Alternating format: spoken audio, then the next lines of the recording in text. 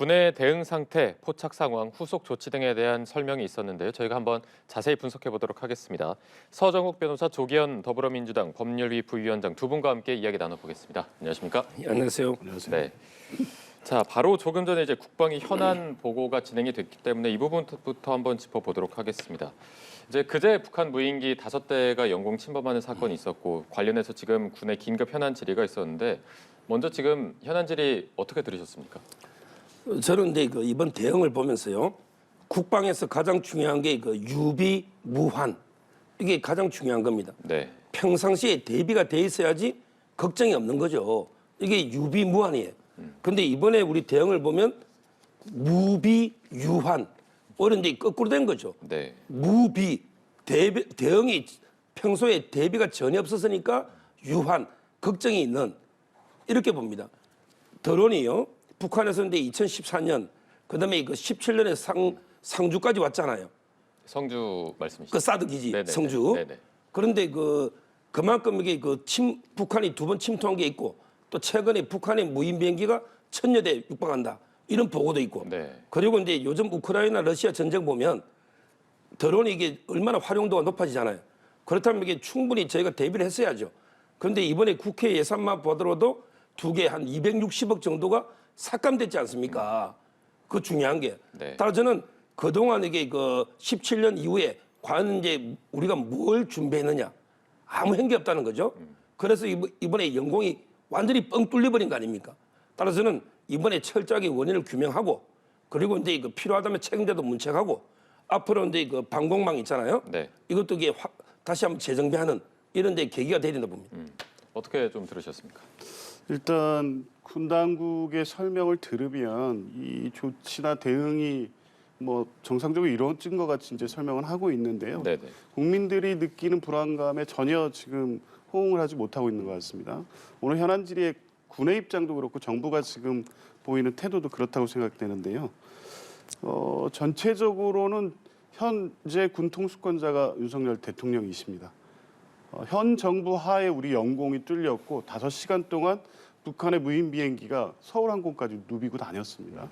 중대한 안보 공백이 발생한 거고, 단순하게 이게 이제 특별한 어떤 위해를 끼치고 끼친 결과로 이어지지 않았다고 해서 그냥 점검하고 넘어갈 문제가 아닙니다. 이 상황 자체가 굉장히 불안한 거거든요. 네. 여기에 실제 어떤 폭탄이라든가 생화학 무기를 장착할 수도 있는 무인기로 보입니다. 그렇다면 왜 뚫렸는지 여기서부터 얘기를 시작해야 되는데, 얘기 자체가 원인을 2017년으로 끌고 갑니다. 이제 이런 방식으로 이 사항을 보는 것은 적절하지 않아 보이고요. 오늘 국회 논의 과정에서는 일단 영공이 뚫렸다는 이 부분 자체 원인, 대응이 적절했는지를 잘 따져봐야 될 것 같고요. 전체적으로 또 하나 본질적으로 지난번에 북한의 어떤 미사일 도발에 대해서 대응 사격 과정에서 오폭 문제도 있었습니다. 전체적으로 군 기강에 심각한 문제가 있어 보입니다. 이게 대통령실의 갑작스러운 청와대 이전으로 군 통합 지휘 체계에 문제가 생긴 게 아닌지, 이런 부분에 좀 걱정이 됩니다. 이런 부분까지도 오늘 국방위원회에서 좀 세세하게 좀 살펴봐야 될 것 같습니다. 네, 일단 두 분단은 일단 우리 군이 대비가 부족했다라고 말씀해 주셨는데 책임자 처벌까지도 가야 된다라고 말씀하지 않으셨습니까? 지금 이 사건이 있고 나서 전 정부에서부터 좀 잘못이 된 거다, 아니면 지금 현 정부의 책임이 있다라는 내탁 공방이 벌어지고 있는데 이 부분은 어떻게 보고 계십니까? 저는 이제 국방은요, 한순간에 빈틈도 없어야 됩니다. 따라서 이제 국방에 여가 있고 야가 있습니까? 보수 진보가 없는 거죠. 네. 따라서 이제 누구 탓하는 거, 이거는 이제 큰 의미는 없다 보지만, 그렇지만 이제 과거의 잘못은 알아야 뭔가 개선이 되잖아요. 저는 전 정권에서요, 가장 큰 문제가 바로 이제 주적 개념이 흐릿해진 겁니다. 군은 이제 정신력이에요.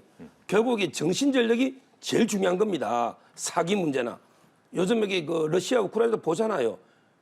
무기라든지 숫자가 중요한 게 아니고, 우크라이나는 이게 지키겠다는 싸움의 명분이 있지만 러시아는 그게 없거든요. 그러니까 고전하잖아요. 네. 그런데 문재인 정권의 주적이 북한입니까? 아닙니까? 주적 개념이 없어지니 도저히 군인들이 정신력을 누구를 하고 싸우는지 이것도 모르는 이런 문제 있고요. 그리고 이제 두 번째가 9.19 합의입니다. 군에서 가장 중요한 게 비례성, 상호주의 아닙니까? 상호주의. 이거는 이제 제가 보기에 9.19 합의는 우리한테 상당히 불리한 합의예요. 여러 가지 정찰 면이나 모든 면에서 그 부분들에 저는 이번에 9.19 합의 완전히 파기까지 포함해서 그 대응을 해봐야 된다. 네. 이런 생각이 들고요. 그리고 이제 마지막으로 예산도 이게 국회 예산은 이번에 예산은 좀 민주당이 짠 거 아닙니까? 어떻게 보면 민주당이 압도적인 다수당으로 뭐 다 예산 좌지우지했잖아요. 근데 이런 예산을 왜 삭감합니까? 이런 부분은 짚어봐야 된다. 제가 전 정권 뭐 탓을 하는 게 아니고 과거의 잘못을 알아야 개선이 되니까 지적하는 겁니다. 네. 앞서 말씀해 주실 때 이제 그 17년 사태까지 끌고 들어가서 하는 것은 조금 부적절하다라고 말씀해 주셨거든요. 어떻게 지금 보고 계십니까? 그러니까 뭐 드론에 관한 어떤 군 대비에 대해서는 꾸준히 진행돼 왔습니다. 대통령께서도 착오하셨던 것 같은데 안에 밑에서 보고가 이루어지지도 않은 것도 심각한 문제고요. 드론 부대도 창설이 됐고요. 훈련도 계속 되고 있었습니다. 그럼에도 불구하고 이 무인기 5대가 온 상황에 대해서 왜 대처를 못했는지 그 부분을 따져보면 되죠. 근데 어제 대통령 말씀도 그렇고 오늘 대통령실의 해명도 그렇고 이 문제의 원인이 전 정부에 있는 것처럼 계속 말씀을 하십니다. 전 정부가 지금 군 통수권 행사하고 있습니까? 문제의 원인을 진단할 필요는 있지만 그게 전 정부 때문에 어제의 상황이 이틀 전의 상황이 발생했다. 이렇게 얘기해서는 안 되죠. 지금 현 정부 그리고 군 통수권자인 그 윤석열 대통령을 믿고 국민들이 일상을 누리는 거 아닙니까? 이 안보 불안이 발생했다고 하면 이 상황에서 대통령이나 정부가 뭘 잘못했는지, 무슨 문제가 있었는지 이런 부분을 확인하고 국민에게서 불안하지 않게 이런 상황들 잘 설명하셔야 될 책임이 있는데 모든 책임을 전 정부나 또 국회의 문제로 돌리고 있습니다. 예산 삭감 문제도요. 삭감된 예산은 맞습니다. 근데 그게 지금 드론 예산을 일방적으로 다른 부분으로 전용하기 위해서 삭감한 것이 아니라 여야가 협의하면서 그 성능 시험에 문제가 있어서 재구매 절차를 진행해야 되기 때문에 삭감했고 또 해안 드론 정찰 같은 경우에는 감사원 감사 결과에 따라서 그분도 지금 내년 예산에 당장 넣는 것이 적절하지 않다는 판단이 있었기 때문에 여야 간사단 협의를 통해서 조절한 겁니다. 이게 무슨 민주당이 일방적으로 군 전력을 약화시키고 드론 대비 태세가 약화되는 결과를 초래한 것처럼 말씀하시는 건 전혀 사실에도 맞지 않고요.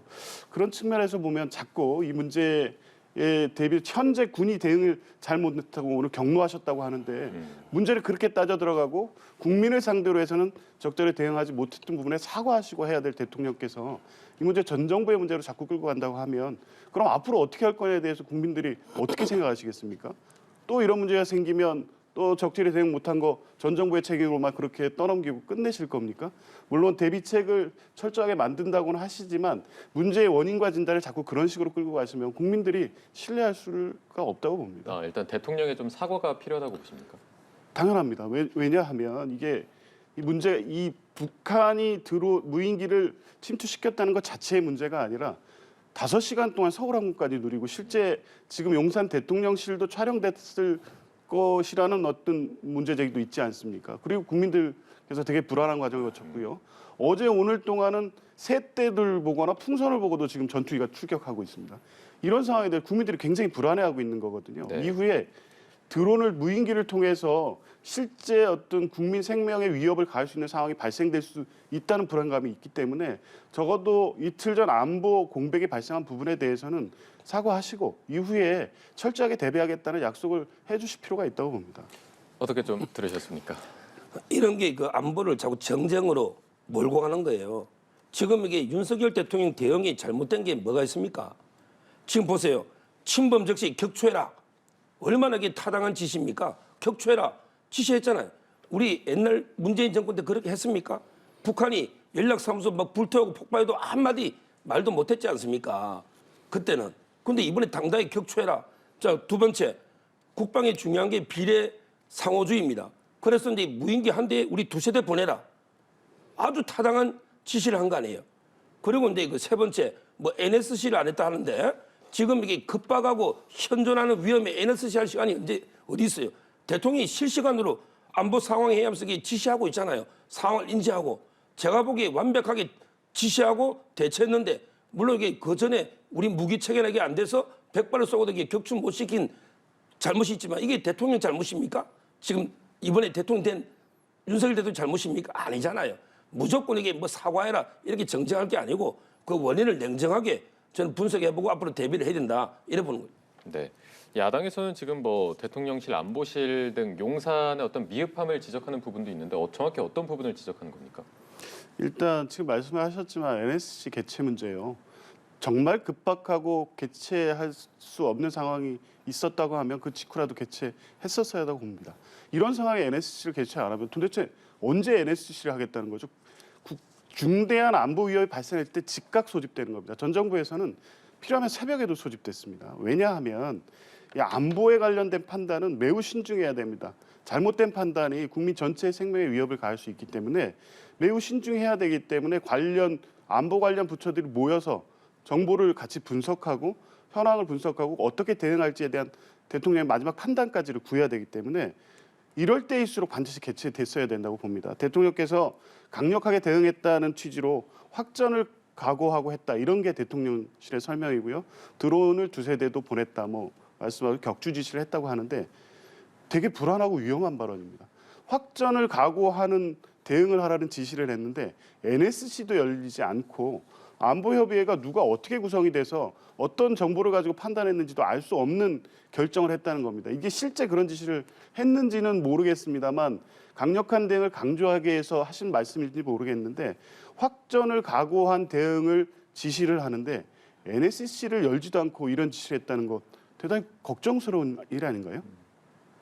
알겠습니다. 지금 이 시간도 국회 국방위원회에서 국방위원들이 군의 대응 조치에 대해서 질문을 하고 있기 때문에 저희가 추가로 들어온 소식 들어오는 대로 다시 전해드리도록 하겠습니다. 성남 FC 후원금 의혹 수사도 저희가 한번 짚어보도록 하겠습니다. 지금 이재명 대표는 광주에 가 있거든요. 지금 검찰 독재 야당 탄압 규탄 연설회를 가졌는데 이 행보를 좀 어떻게 분석하시는지 들어보겠습니다. 지금 이제 그 방탄 투어를 계속 이어가고 있는데요. 광주가 이게 어떤 데입니까? 광주는 이제 그 민주화의 성지입니다. 범죄 혐의자를 숨겨주는 치해부권 소도 이런 지역이 아니에요. 어떻게 부패 혐의자가 광주에 가서 내 좀 살려달라 이렇게 방탄 투어를 하고 있습니까? 광주는 정말 이게 우리 피 흘려서 민주주의를 지키는 오히려 이제 부패 혐의자가 있으면 더 수사받도록 해야지. 여기서 이게 저는 이런 이제 그 방탄 투어를 하는 게 상당히 문제가 있고 지금 이게 이재명 대표는 본인에게 일정이 많으니까 수사 못 하겠다. 내 일정 다 없을 때 가겠다. 아니 수사기관이 오라는데 자기 개인 일정 다 있다고 안 가면 이게 우리 국민이 다 보고 있습니다. 앞으로 이게 경찰이나 검찰이 소환하면 야 이재명 대표도 바쁘다고 안 가는데 왜 나는 가야 돼? 법 앞에 이재명하고 난 달라? 우리 국민은 법 앞에 다 누구나 평등한 거 아닙니까? 그러면 이게 어느 국민이 검찰 소환에 응하겠습니까?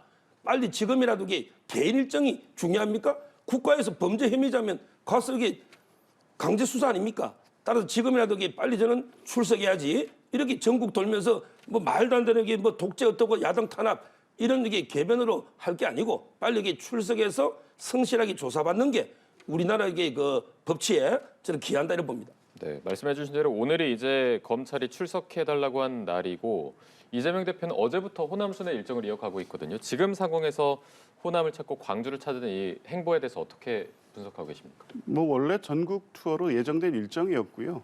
마침 28일이 또 호남 일정이다 보니까 이제 특별한 의미 부여를 하는 것 같은데 그렇지는 않습니다. 정상적으로 민생 투어의 일정으로 진행하고 있었는데 최근에 이재명 대표에 대한 소환 통보가 왔기 때문에 이 부당한 수사라는 점을 강조하기 위해서 특별히 광주에서 이런 그 제목 하에 그 투어를 진행하고 계신 거고요. 검찰 출석하기로 결정하지 않았습니까? 저희가 대담을 좀 이어가도록 하겠습니다. 이제 이재명 대표 소환 관련 얘기를 하고 있었어요. 발언을 좀 마무리해 주실까요? 예, 이재명 대표 본인께서 당당히 조사에 응하겠다는 입장을 밝히셨고요. 일정을 조율하고 있는 것으로 압니다. 어차피 수사로 진행되고 있고요. 일정을 일방적으로 통보받았기 때문에 출석 입장을 밝힌 이상 적절한 시기에 조절해서 출석하실 거고요. 투어와 검찰 수사가 무슨 관련이 있습니까? 지방 투어 한다고 해가지고 수사가 중단됩니까? 아니면 지금 검찰의 입장에서 지금 당원들과 함께하는 집회가 있다고 해서 수사가 위축될 리도 없지 않습니까? 그래서 방탄 투어라고 얘기하는 그 여당의 입장은 좀 과하신 것 같고요. 이재명 대표께서 본인의 입장이 확고하시기 때문에 향후 수사 절차에서 본인의 무혐의를 밝히겠다 이런 입장이십니다. 네, 지금 이재명 대표에 대한 요 의혹과 관련해서 어떻게 보면 연결 짓는 의견도 있어서 노웅래 의원 체포 동의안 관련 얘기도 좀 나눠보도록 하겠습니다. 가결되든 부결되든 여파가 있을 것으로 보이는데 좀 어떻게 전망하고 계십니까? 저는 이제 민주당이요 결국 이제 부결시킬 걸로 봐요. 부결시킬 것이다. 예. 네. 그리고 이제 엄청난 역풍에 휩쓸릴 것이다. 이렇게 경고합니다. 왜냐하면 이게 그 부결 예상하는 이유는요. 네. 그거는 이제 그 당론으로 이제 그 정하진 않았지만 그렇지만 이제 그 여러 이제 의원들이 아마 이제 거론되는 이정근 씨하고 관계되는 그 공수장의 논 의원들이 한 10여 명 되잖아요.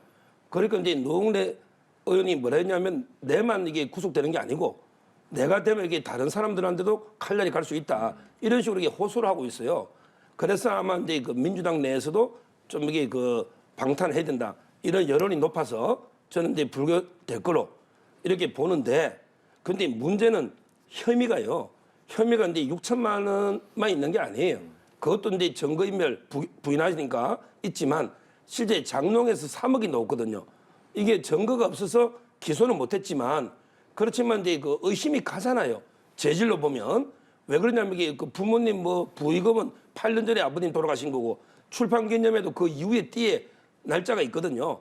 따라서 저는 상당히 그 역풍이 국민 여론이 안 좋아요. 왜냐하면 이게 6천이 아니고 현금 3억이 놓은 부분이 있기 때문에 그래서 저는 역풍이 불 거다 이렇게 보고요. 마지막으로 이제 그 이 불체포 특권 있죠. 이거야말로 이제 그 박물관으로 보내야 될 구시대의 유물입니다. 지금 이게 왜 필요합니까? 옛날에 17세기, 18세기 절대 왕정 때 의원들이 정치적으로 탄압받고 할 때 이제 그 불체포 특권이 있었잖아요. 요즘 이게 부패범을 보호해주기 위해서 이게 불체포 특권이 있는 게 아닙니다. 따라서는 이거는 이제 우리 사법부에서 맡기면 돼요. 어차피 이게 바로 구속되는 게 아니고 판사님이 영장 실질을 하거든요. 그런데 원천적으로 아예 못하게 불체포 특권으로 부결한다? 이거야말로 이게 저는 이제 구시대 유물로서 국회 특권 내려놓기 중에 1번이 불체포 특권이다. 이런 봅니다. 일단은 부결이 될 것이고 그에 따른 역풍이 불 것이다라고 경고까지 좀 해주셨는데 지금 뭐 이재명 대표의 향후 행보에도 영향을 줄 수 있다는 의견도 있거든요. 여기에 대해서는 어떻게 지금 분석하고 계십니까? 뭐 일단은 그 체포 동의안 가결이냐 부결이냐에 따라서 정치적 파장은 분명히 있겠죠. 네. 근데 현재로서는 사실 결과를 예측하기가 좀 어렵습니다. 자유투표로 진행이 되기 때문에 의원들이 각자 어떤 선택을 할지에 대해서 뭐 당에서 뭐 확인할 수 있는 것도 아니기 때문에요. 가결 부결 가능성 양측이 다 존재한다고 봅니다. 그거에 따라서 지금 현재 수사 중인 이재명 대표의 향후 검찰 수사에도 영향을 미칠 것으로는 보는데요. 일단 당내 분위기는 부당한 정치 탄압이다. 또 그 노웅래 의원이 6천만 원 뇌물을 받을 정치인이냐 이런 부분에 대한 의문 때문에 저희가 대담을 좀 이어가도록 하겠습니다. 이제 이재명 대표 소환 관련 얘기를 하고 있었어요. 발언을 좀 마무리해 주실까요? 예, 이재명 대표 본인께서 당당히 뭐 조사 응하겠다 입장을 밝히셨고요. 일정을 조율하고 있는 것으로 압니다. 어차피 수사로 진행되고 있고요. 일정을 일방적으로 통보받았기 때문에 출석 입장을 밝힌 이상 적절한 시기에 조절해서 출석하실 거고요. 투어와 검찰 수사가 무슨 관련이 있습니까? 뭐 지방 투어 한다고 해가지고 수사가 중단됩니까? 아니면 뭐 지금 검찰의 입장에서 지금 당원들과 함께하는 집회가 있다고 해서 수사가 위축될 리도 없지 않습니까? 그래서 방탄 투어라고 얘기하는 그 여당의 입장은 좀 과하신 것 같고요. 뭐 이재명 대표께서 본인의 입장이 확고하시기 때문에 향후 수사 절차에서 본인의 무혐의를 밝히겠다 이런 입장이십니다. 네, 지금 이재명 대표에 대한 요 의혹과 관련해서 어떻게 보면 연결 짓는 의견도 있어서 노웅래 의원 체포 동의안 관련 얘기도 좀 나눠보도록 하겠습니다. 가결되든 부결되든 여파가 있을 것으로 보이는데 좀 어떻게 전망하고 계십니까?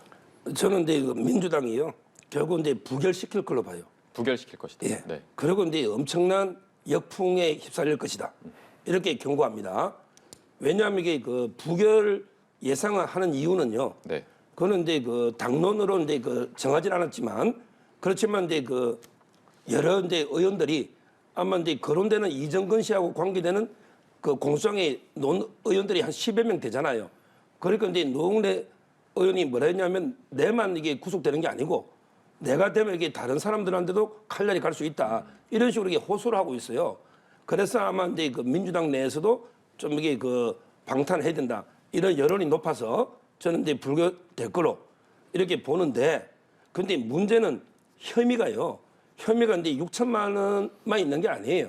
그것도 이제 증거인멸 부인하시니까 있지만 실제 장롱에서 3억이 나왔거든요. 이게 증거가 없어서 기소는 못했지만 그렇지만 이제 그 의심이 가잖아요.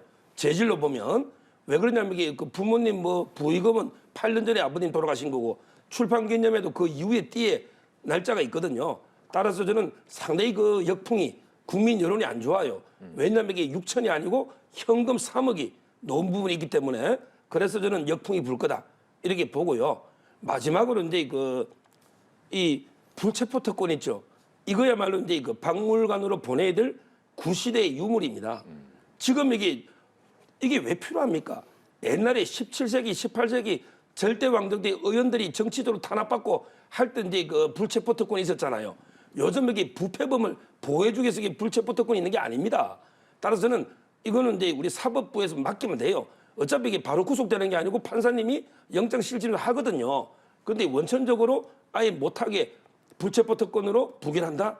이거야말로 이게 저는 이제 구시대 유물로서 국회 특권 내려놓기 중에 1번이 불체포 특권이다. 이런 봅니다.